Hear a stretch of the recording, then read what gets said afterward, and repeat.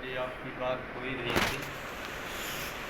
बीच में स्वागत का कार्यक्रम हो गया और हम लोगों का प्रमुख उद्देश्य ही नए राष्ट्रीय अध्यक्ष जी का स्वागत था, क्योंकि बात तो पार्टी की तमाम लोग लखनऊ जाकर भी सुन चुके हैं और तमाम लोगों के बीच माननीय विश्वकर्मा जी कम से कम, जहाँ तक मुझे जानकारी है, बहराइच जनपद में 4-6 बार आप लोगों को पता भी चुके हैं। एक महाभारत में बड़ा प्रसिद्ध एक आख्यान है कि भगवान कृष्ण दुर्योधन के यहाँ जाते हैं और दुर्योधन के साथ चारपाई पर बैठकर कहते हैं कि भाई दुर्योधन, पांडव तो 5 गांव ही मांग रहे हैं, देने में क्या आपको दिक्कत है। और उसके तमाम नैतिक, दार्शनिक, तमाम मतलब धर्म अधर्म की बात भगवान कृष्ण दुर्योधन को समझाते हैं कि भाई धर्म है कि भाई तुम्हारे कुल खानदान के हैं, तुम्हारे ही खून है और क्यों रक्तपात करोगे। 5 गांव मांग रहे हैं, दे दो, ये धर्म की बात है। दुनिया पूरी संकट में फंस जा। सारी बातें सुना दुर्योधन और सुन कर के मुस्कुराया, कहा कि महाराज ये जो आप बात बता रहे हो ना, महाराज ये जो बात समझा रहे हो आपको, ये सब मैं जानता हूँ। यानी धर्म क्या है ये भी जानता हूँ और अधर्म क्या है ये भी जानता हूँ। लेकिन समस्या है महाराज कि हम धर्म की ओर जा ही नहीं सकते और हम अधर्म से हट ही नहीं सकते। तो एक तो ये होता है कि कितना समझाया जाए, बात नहीं समझ में आती। एक ये होता है कि अगर आपको पीड़ा है, आपको संवेदना है, आपको भविष्य की चिंता है, आप भी कुछ हो इस देश में, आप भी कुछ इस राष्ट्र में हो और राष्ट्र निर्माण में आपकी कुछ भूमिका है, तो आपको भी अपनी राजनीति की कोई दिशा तय करनी पड़ेगी। सम्यक पार्टी एक दिशा तय कर रही है, एक दिशा तय कर रही है कि इस देश के वंचित जमात के जितने लोग हैं राजनीतिक तौर पर, अब राजनीतिक तौर पर वंचित कैसे हैं। अब पहले तो ये समझाया जाए कि भाई राजनीति आपके लिए क्यों ज़रूरी है। ये देश स्वतंत्र हो गया और भारत के संविधान में लिखा है कि ये देश कौन चलाएगा, चलाएगा कौन, be the people of India. कौन चलाएगा भाई, भारत के लोग। तो जब भारत के लोग चलाएंगे और भारत के लोग राजनीति में नहीं आएंगे तो फिर तो चंद लोग चलाएंगे ना, भारत के लोग तो नहीं चलाए ना। और बिना राजनीति के पूरे देश के आम जनता के लिए शिक्षा, रोजगार, व्यवसाय, सम्मान, समता, न्याय, चिकित्सा, इसकी व्यवस्था नहीं हो सकती। ये सिर्फ और सिर्फ सरकारें करती हैं। आज केंद्र सरकार के पास आपको पता है कितना बजट है, लगभग लाख करोड़ का बजट है। उत्तर प्रदेश सरकार का कितना बजट है, 8 लाख करोड़ का बजट है। और अगर माननीय डॉक्टर विश्वकर्मा जी इनको शिक्षा मंत्री बना दिया जाए तो पहले साल के बजट में, या ये मुख्यमंत्री हो जाए भाई, कोई दूसरा शिक्षा मंत्री हो जाए, तो पहले साल के बजट में 1 लाख करोड़ खर्च करके 1 लाख विद्यालय बहुत बढ़िया बनाए जा सकते हैं। 1 लाख करोड़ में 1 लाख विद्यालय सुधर जाएंगे। 1 करोड़ में सुधर जाएंगे कि नहीं सुधर जाएंगे, 1 साल में। और फिर माध्यमिक सुधारिए, फिर अगले साल मतलब 5 साल में, अगले साल आप चिकित्सालय सुधार लीजिए। आप जितना मेडिकल कॉलेज बनाना चाहते हैं बना लीजिए। आप जैसी शिक्षा देना चाहते हैं दीजिए। आप केंद्र की सरकार में बैठ जाइए तो ये छोटी छोटी बातें नहीं भाई, किसी भी समाज को देख लिया जाए, विश्वकर्मा समाज तो जन्मजात इंजीनियर है, लेकिन आज आईआईटी में और एनआईटी में और बड़े बड़े इंजीनियरिंग कॉलेज में कितने विश्वकर्मा जी लोग हैं, कितने विश्वकर्मा लोगों का इस भारतवर्ष में 1000, 2000 करोड़, 10,000 करोड़, 5,000, अंबानी को चलो नहीं है तो भैया 5,000 करोड़, 10,000 करोड़ सही, इतने की कोई उनकी फैक्ट्री चल रही हो जिसके वो मालिक हैं, जबकि विश्वकर्मा जी जन्मजात इंजीनियर हैं। तो ये व्यवस्था होगी कैसे? ये व्यवस्था सिर्फ और सिर्फ राजनीति से होगी। कुछ लोग कहते हैं भाई कि हमें राजनीति से मतलब नहीं है, राजनीति से मतलब है उनको। जो ये कहता है हमें राजनीति से मतलब नहीं, वो सबसे बड़ा नेता है। वो सवेरे सपा के यहाँ, दोपहर को बसपा के यहाँ, शाम को भाजपा के यहाँ, यानी वो सबसे बड़ा नेता है। और राजनीति सभी कर रहे हैं, राजनीति सभी कर रहे हैं, भले वो समाज काम कर रहा है, कोई कर रहा है। 5 साल बाद आप वोट देते हैं, आपके तमाम इंटरेस्ट जुड़े हुए हैं, तमाम बातें जुड़ी हुई है, राजनीति सभी आदमी काम कर रहे हैं। तो जब राजनीति कर रहे हैं तो राजनीति की एक धारा तय करिए, एक दिशा तय करिए। देखिए इस देश में काशीराम साहब ने, हम लोग जो पार्टी बनाए, मैं बड़ा स्पष्ट कर देना चाहता हूँ, हम लोग किसी के विरुद्ध नहीं बनाए हैं। एक सभा में हमसे लोगों ने पूछा कि साहब आप 85% की बात करते हैं, आप शोषित की बात करते हैं, आप वंचित की बात करते हैं, क्या इसमें सवर्ण जातियों के लिए कोई स्थान नहीं है? हमने कहा आप ब्राह्मण महासभा बनाए हो तो क्या गैर ब्राह्मणों के लिए कोई स्थान नहीं है? भाई हर आदमी अपने अपने वर्ग के लिए काम करता है, लेकिन दूसरे के नुकसान के लिए नहीं बनाया है। अगर आप विश्वकर्मा महासभा बनाए हैं तो विश्वकर्मा के कल्याण के लिए बनाए हैं ना, कि आप मौर्य के नुकसान के लिए बनाए हैं? क्यों भाई बताइए, आप तो विश्वकर्मा के कल्याण के लिए बनाए हैं ना।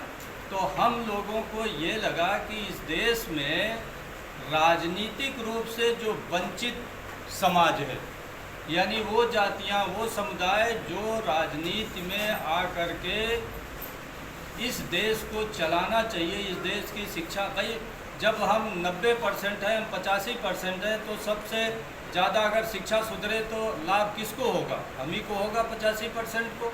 तो आपको सत्ता में आकर सारा सुधार करना चाहिए, और जब शिक्षा सुधरेगी तो फ़ायदा तो सबको होगा भाई। सड़क बनेगी तो सबको फ़ायदा होगा, रेल सुधरेगी तो सबको फ़ायदा होगा। लेकिन यह लोकतंत्र है, और इस लोकतांत्रिक संविधान में ये बाबा साहब भी यही कहते थे कि भाई देश में सबकी भागीदारी होना चाहिए। हर पार्टियां ये कह रही कि सबकी भागीदारी होना चाहिए, हम सबका साथ हो, सबका विकास करना चाहते हैं। लेकिन अगर सबका साथ, सबका विकास करना चाहते हैं तो सब लोगों का राजनीति में भी दखल होना चाहिए, और सब लोगों को मुख्यमंत्री भी बनना चाहिए, सबको प्रधानमंत्री भी बनना चाहिए। लेकिन इस एजेंडे के साथ साथ सबसे ज़रूरी है, अभी मैं पूछ रहा था कि आप एक गांव का सर्वे कर लो। आप लोग ज़्यादातर गांव से होंगे, नहीं तो आपके नातेदार रिश्तेदार कोई ना कोई गांव में होगा जो शहरों में बस गए हैं। आप एक गांव का सर्वे कर लीजिए, आप गांव की क्या दशा है, कितने प्रतिशत बच्चे कायदे की शिक्षा प्राप्त कर रहे हैं, गांव के हाल बता दीजिए। क्यों आप लोग बोलिए ना कुछ, कितने प्रतिशत? डॉक्टर साहब आप बताइए कितने प्रतिशत बच्चे होंगे गांव में, गांव की मैं बात कर रहा हूँ, जो कायदे से शिक्षा प्राप्त कर रहे हैं? कम से कम ज़्यादा से ज़्यादा 5%। कितने लोग ऐसे हैं कि अगर गंभीर रूप से बीमार हो गए तो सरकारी अस्पतालों में इलाज हो जा रहा है? कितने % ऐसे रोगी हैं जिनका हो जा रहा है? बहुत कम। कितने लोग ऐसे हैं कि गांव में कायदे से एक आम आदमी को जो रहने के लिए एक जीवन का स्तर चाहिए? भाई इस देश में गरीबी रेखा तो तय हो गई, लेकिन एक आम आदमी का क्या स्तर सुख का होना चाहिए, कितने कमरों का मकान होना चाहिए, कितनी शिक्षा होना चाहिए, कितना उसका शरीर मजबूत होना चाहिए? डॉक्टर साहब हैं, जानते होंगे कि एक हेल्दी शरीर के लिए क्या क्या डाइट चाहिए, उसके भी प्रतिमान है। कितना कैलोरी होना चाहिए, विटामिन होना चाहिए, इतना आपको उसमें प्रोटीन जाना चाहिए, इतना फैट जाना चाहिए, इतना ये विटामिन, उतना इसी ढंग से आपको शिक्षा मिलनी चाहिए, आपके पास रोजगार होना चाहिए। तो ये जो चीज़ें हैं आम जनता के बीच बिल्कुल गायब है इस देश में। और दुर्भाग्य है कि हमारा देश बड़ा समृद्ध है, हमारा देश बहुत समृद्ध है, और इतना समृद्ध है कि आज तक इस देश में जो भी आए यहीं बस गए। आने का तो इतिहास है, इस देश से जाने का इतिहास नहीं है। कोई गया इस देश में, ये अंग्रेज साहब बहादुर तो इसलिए चले गए कि वो आए ही थे सिर्फ रूल करने के लिए, हाँ, और उनका इंग्लैंड थोड़ा सा भाई बेहतर था तो चले गए। लेकिन बाकी सब इसी देश की धरती पर बस गए, रस गए। और आज इस देश में हम 140-145 करोड़ हो रहे हैं। 2001 के बाद तो जनगणना भी नहीं हुई, आज जनगणना भी हुए, लगभग 25 साल हो गए।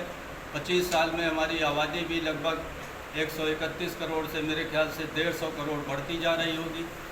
और इन 150 करोड़ के लोगों की शिक्षा, रोजगार, न्याय, सम्मान, उनके खुशहाली की समस्या, और ये समस्या या तो आप दूसरे से हल कराओ, मांग पत्र प्रस्तुत करो, या खुद शासन सत्ता में आकर के अपनी समस्या को हल करो।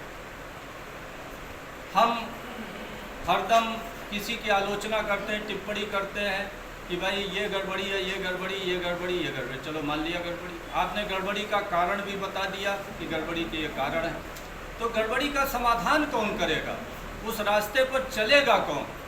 और बात चाहे जो करे, हमें सत्ता न मौर्य महासभा से मिलेगी, न विश्वकर्मा महासभा से मिलेगी, न कश्यप महासभा से मिलेगी। हमें सत्ता मिलेगी सिर्फ एक राजनीतिक दल से। इसीलिए हम लोग राजनीतिक दल की एक ऐसी शुरुआत किए कि जो ये 85%, 90% जो भी कह लीजिए, जो वंचित जमात के लोग हैं। अब वंचित जमात के कैसे हैं, राजनीतिक रूप से कैसे वंचित हैं?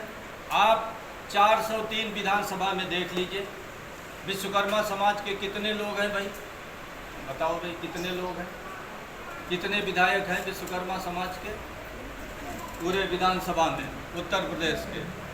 हाँ, कोई नहीं, 0। और लोकसभा में कितने हैं? 0। और पूरे प्रदेश में विश्वकर्मा समाज की जनसंख्या कितनी है? 5%, जो मुझे जानकारी है। और यादव की कितनी जनसंख्या है? 8% उत्तर प्रदेश और बिहार में, और बाकी जगहों पर नहीं है। तो पूरे देश का अगर जोड़ा जाए तो यादव आपसे कम है, ठीक।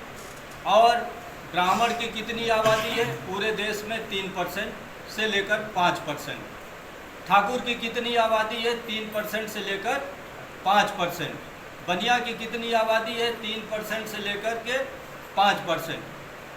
और आप उनका प्रतिनिधित्व देख लीजिए।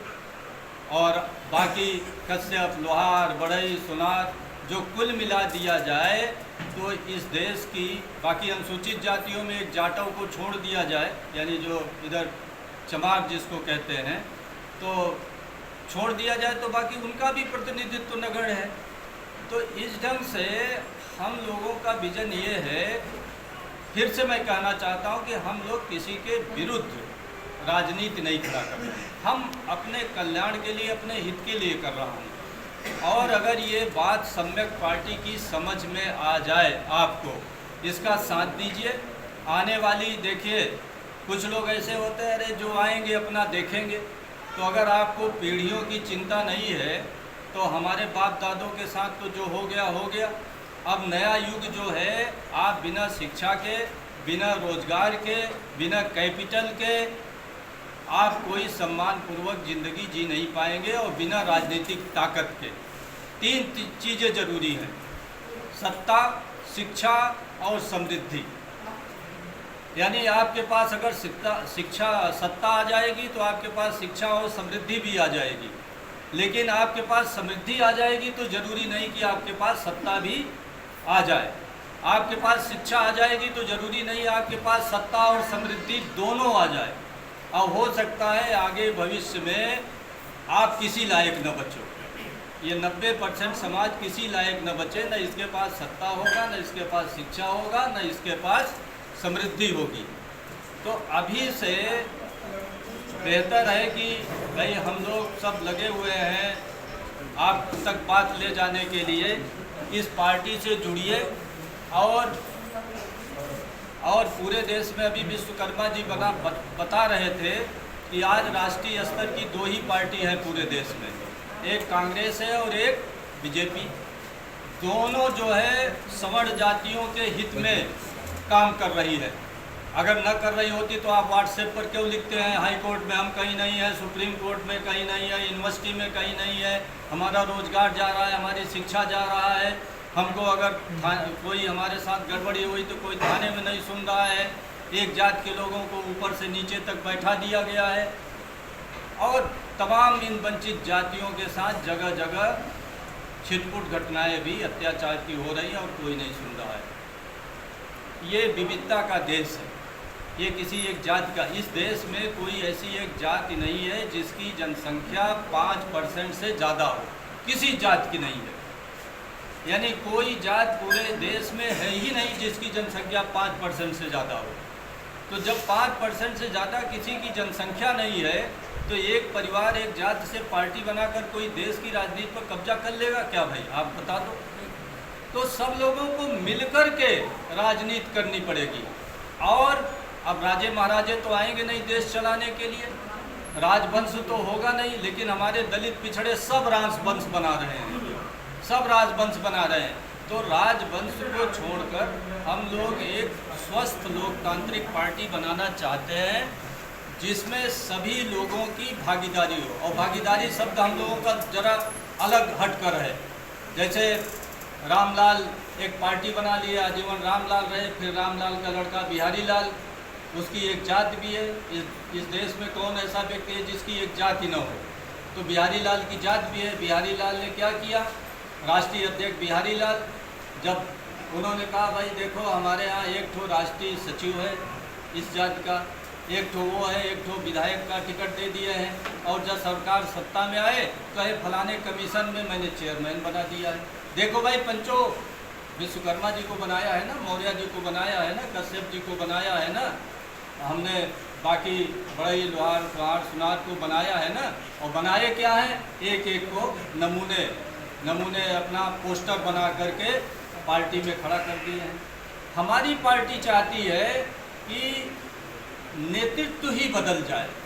अगर राष्ट्रीय अध्यक्ष बदल जाएगा तो भागीदारी या हिस्सेदारी व्यक्ति नहीं देता, पार्टी देती है। पॉलिटिकल सिस्टम ये लोकतंत्र है, ये कोई विश्वकर्मा जी नहीं देंगे, ये नहीं देंगे, हम नहीं देंगे। जब हमारे यहाँ राष्ट्रीय अध्यक्ष बदलते रहेंगे, भाई हम थे, विश्वकर्मा जी थे, ये हो गए, तीसरे राष्ट्रीय अध्यक्ष हो गए, हम लोग एक नमूना प्रस्तुत कर रहे हैं। अभी तक तो ये लोग कहते थे ये संभव ही नहीं है, अभी लोग तो ये कहते थे कि अरे हमने पार्टी बनाई, हमने मेहनत कर दी है। अगर रामलाल ने पार्टी बनाई, रामलाल ने मेहनत कर दिया, अगर बिहारी लाल को राष्ट्रीय अध्यक्ष बनाएंगे तो बिहारी लाल पार्टी लेकर भाग जाएंगे। तो भाई भाग क्यों जाएंगे, जब बड़ी पार्टी बनेगी। आज बीजेपी को कोई लेकर भाग जा रहा है क्या, कोई भाग जा रहा है? आज बीजेपी में 9 भूतपूर्व राष्ट्रीय अध्यक्ष हैं, 9, और सब मिलकर काम कर रहे हैं कि नहीं कर रहे हैं? और दलित पिछड़ों में किसी पार्टी का नाम बता दीजिए जिसमें भूतपूर्व हों। हम 3 ऐसा कोई दृश्य किसी राष्ट्रीय पार्टी में दिखा दीजिए कि 2 भूतपूर्व और 1 वर्तमान कहीं खड़े हों, कहीं एक जगह बैठे हो। हम तीनों साथ मिलकर काम कर रहे हैं, हम भी काम कर रहे हैं, विश्वकर्मा जी भी काम कर रहे हैं, नए राष्ट्रीय अध्यक्ष डॉक्टर सुब्बैया राव जी भी काम करेंगे।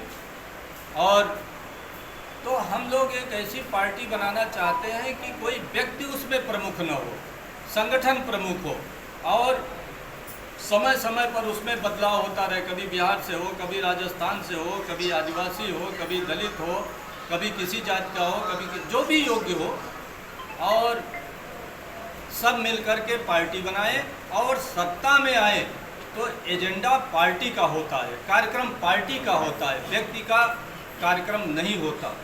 और सबसे बढ़कर आज जो ये भ्रष्टाचार फैलाए हैं लोग ना, जितने ये वंशवादी पार्टियां हैं सत्ता में आती हैं तो लूट शुरू कर देती हैं। अब लूट क्यों शुरू कर देती हैं?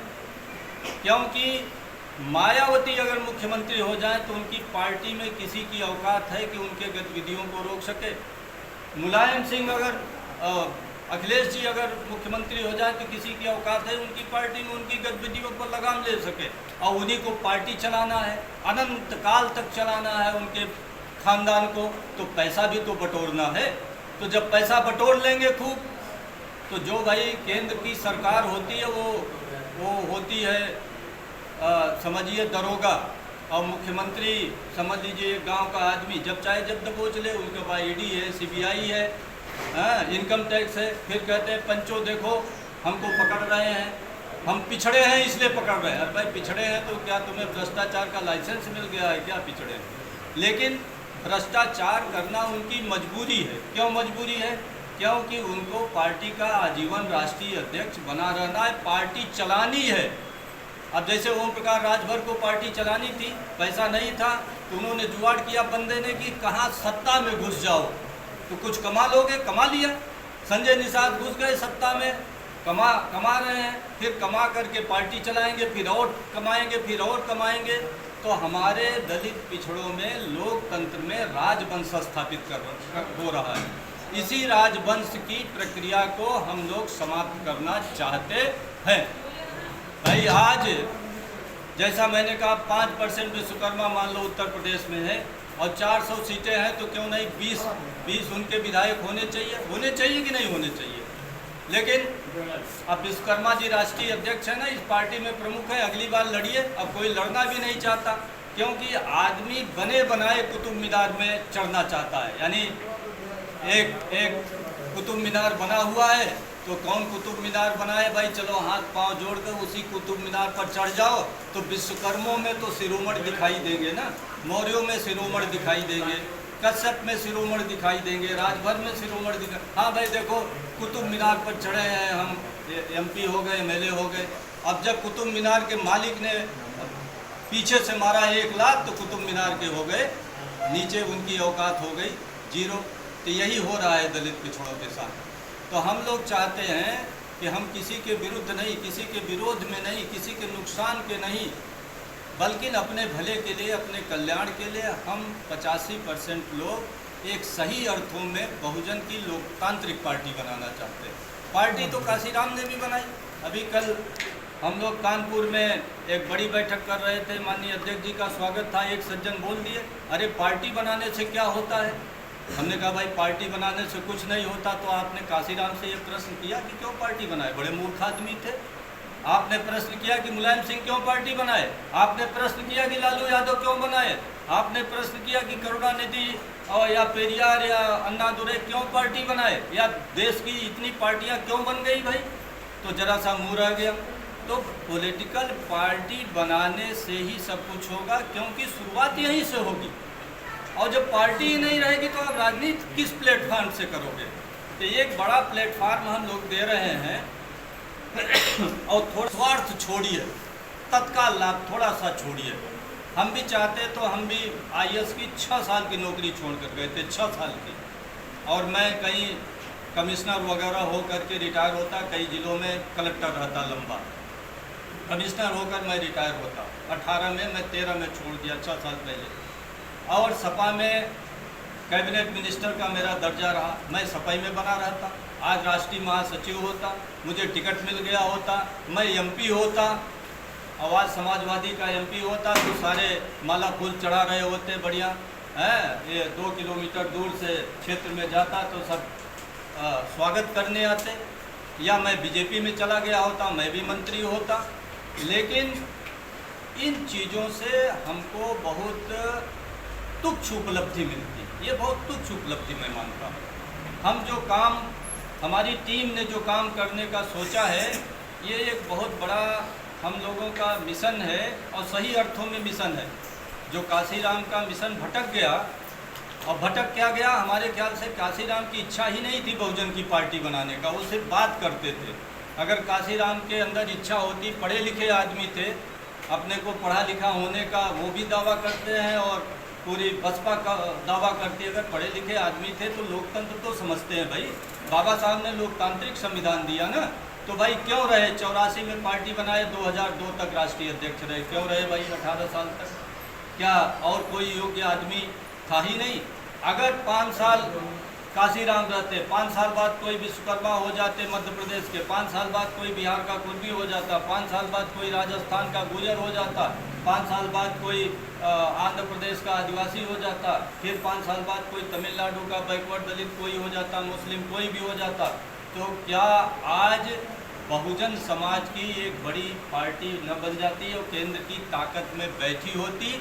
आप जैसा चाहते, आप हाई कोर्ट में नहीं हो जाते, सुप्रीम कोर्ट में नहीं हो जाते, यूनिवर्सिटी में नहीं हो जाते, आप एजुकेशन सुधार कर लेते, आप रोजगार सुधार, और सत्ता में बैठिए तो बैंकों का मुंह भी खुल जाता आपके। आज मोदी अपने जितने पूंजीपति मित्र हैं सबके लिए बैंक का मुंह खोल दिए कि नहीं, ले जाओ और लेकर भाग भी जाओ चाहो तो, हैं? तो हमें लेकर भगाना नहीं है, हमें तो इस देश की आम जनता, आज हम कहाँ कितना रोजगार में है। अगर भारत के रोजगार में देखा जाए तो इस 85% जनता का क्या योगदान है, कितना योगदान है? मुश्किल से 0.00 में हम लोग होंगे, हैं? आज पूरे बहराइच में आप बता दीजिए कि इस तबकों के बीच से यादव समाज को थोड़ा छोड़ दीजिए तो कोई ऐसा आदमी है जिसकी हैसियत 50 करोड़ या 100 करोड़ से ज़्यादा हो सकता? शायद कोई हो, शायद कोई हो। और अभी दूसरे वर्ग को देख लीजिए तो कम से कम 1000 आदमी मिल जाएगा जिनकी हैसियत 100 करोड़ से ज़्यादा है। और पूरे देश में दिल्ली, कलकत्ता, बॉम्बे कोई ऐसा है विश्वकर्मा, कश्यप, निषाद जो बॉम्बे में 1000 करोड़ की जिसकी फैक्ट्री लगी हो या 1000 करोड़ का कारोबार है कोई भाई, हैं? लेकिन 15% लोगों में कम से कम 1 करोड़ आदमी होगा जिसकी पूंजी 1000 करोड़ से ज़्यादा की होगी। तो आप कहीं नहीं हो, लेकिन हम लोग छोटे छोटे स्वार्थ में भटके हुए हैं। एक बड़े मिशन की हम लोग राजनीति शुरू कर रहे हैं, आप सब लोगों का सहयोग चाहिए, और आप सहयोग नहीं दोगे तो भाई हम लोग भी हताश हो जाएंगे, हम लोग भी निराश हो जाएंगे। इसलिए हताश निराश हो जाएंगे कि भाई आदमी कब तक अकेला चलेगा। और जब इस 85% समाज को समझना ही नहीं है, ये तो कहिए काशीराम ने पहले अपने बिरादरी को जोड़ा और लगा उनकी बिरादरी 12% है, बाकी सब जुड़ गए, वोट मिल कर के कुछ हो गया। लेकिन बाद में लोगों को पता चला कि भाई ये तो एक जात बिरादरी की पार्टी है, तो सब छोड़ गए। यानी एक कंपनी बनी जिसमें सब ने शेयर लगाया, विश्वकर्मा जी शेयर लगाए, मौर्य जी भी लगाए, कश्यप जी भी लगाए, हाँ, नाई, बढ़ई, लोहार, पासी, धोबी, धानुक सब लगाए। और फैक्ट्री का मालिक कंपनी का कौन बन गया? जाटव बन गया। तो लोगों ने अपना अपना शेयर निकाल लिया, अपनी अपनी पार्टी बना ली, अपने अपने वोट निकाल लिए, तो पार्टी क्या हो गई? धड़ाम हो गई। धड़ाम हो गई कि नहीं हो गई? तो जो ऐसा करेगा बड़ा काम नहीं कर पाएगा। और गठबंधन करके ये सोचे कि वहाँ के तेजस्वी, यहाँ के मुलायम, वहाँ के फलाने, वहाँ के ढकाने कांग्रेस से मिल करके इस देश में सत्ता प्राप्त कर लेंगे, तो फर्जी बात है। इस देश में 6000 जातियाँ हैं, आप बात समझ लीजिए। और अगर 20 पार्टियों का गठबंधन होता है तो हर पार्टी एक जात की है कि नहीं है? क्यों शर्मा जी? हर पार्टी एक जात की है कि नहीं? तो 20 जातियों का गठबंधन हुआ ना, और बाकी जो 6000 जातियां हैं वो क्या करेंगी? -20 वो आपके विरुद्ध विद्रोह करेंगे। इसीलिए गठबंधन सफल नहीं होगा। हम लोगों को एक लोकतांत्रिक पार्टी ही बनानी पड़ेगी जिसका काम सम्यक पार्टी कर रही है। और इसमें कोई आपको लगता है कि भाई और कोई संशोधन की ज़रूरत है, परिवर्तन की ज़रूरत है, तो उसको भी सुझाव दीजिए। कोई आपकी क्वेरी हो, कोई प्रश्न हो, उसको भी रखिए। आप नहीं राजनीति कर सकते तो आप अपने नौजवान लड़कों को लगाइए। अब राजनीति ऐसा नहीं है, लोग डरते हैं, सिर्फ लोग डरते हैं। हम तो IAS अफसर है, डर नहीं लगता, और डरने से आप अपना भविष्य नहीं और राजनीति नहीं खड़ा कर पाओगे। आज इस देश में किसी की कोई औकात नहीं है कि राजनीति किसी व्यक्ति को कोई छू दे। आप बताइए, पूरे देश से जब से देश स्वतंत्र हुआ है राजनीतिक तौर पर कितने मर्डर हुए हैं? 10-20 छोड़ करके पूरे भाई 150 करोड़ में तो वैसे मर्डर हो रहे हैं ना। कोई जरूरी थोड़ी कि राजनीतिक तौर पर ही हुआ। अगर नेताजी भ्रष्ट हैं, व्यभिचारी हैं, या मान लो ठेकेदार हैं, आपस में ठेकेदार की रायबल्ली है, या गैंग वार है, या गुंडई का वार है, तो नेताजी मर गए तो वो राजनीतिक कारणों से थोड़ी मर गए, वो तो अपने कुकर्मों से मर गए ना। तो राजनीति में डरने की जरूरत नहीं है, कोई कुछ नहीं कर लेगा। आप लोग अपने आने वाली पीढ़ियों के भविष्य के लिए इस आंदोलन से जुड़िए, सम्यक पार्टी से जुड़िए। और जुड़ने का अर्थ हुआ कि पद लीजिए और काम करिए। कुछ लोग कहते हैं कि विश्वकर्मा जी हैं तो आपके साथ ही हैं, लेकिन भाई हम अब हम कोई पद नहीं लेंगे, तो जब आप पद नहीं लोगे, काम नहीं करोगे, तो कैसे दिखोगे भाई। तो इसलिए आप लोग सक्रिय रूप से पार्टी से जुड़िए, पार्टी के पदाधिकारी बनिए और इस आंदोलन को आगे बढ़ाइए। इतनी ही मैं बात कहा, थोड़ी लंबी हो गई और आप लोगों ने धैर्यपूर्वक सुना। आपकी कोई क्वेरी हो, कोई प्रश्न हो तो स्वागत है। हाँ, कोई कुछ पूछना चाहे कोई व्यक्ति। धन्यवाद। धन्यवाद सर। अब मैं चाहूँगा कि हमारे नवनियुक्त राष्ट्रीय अध्यक्ष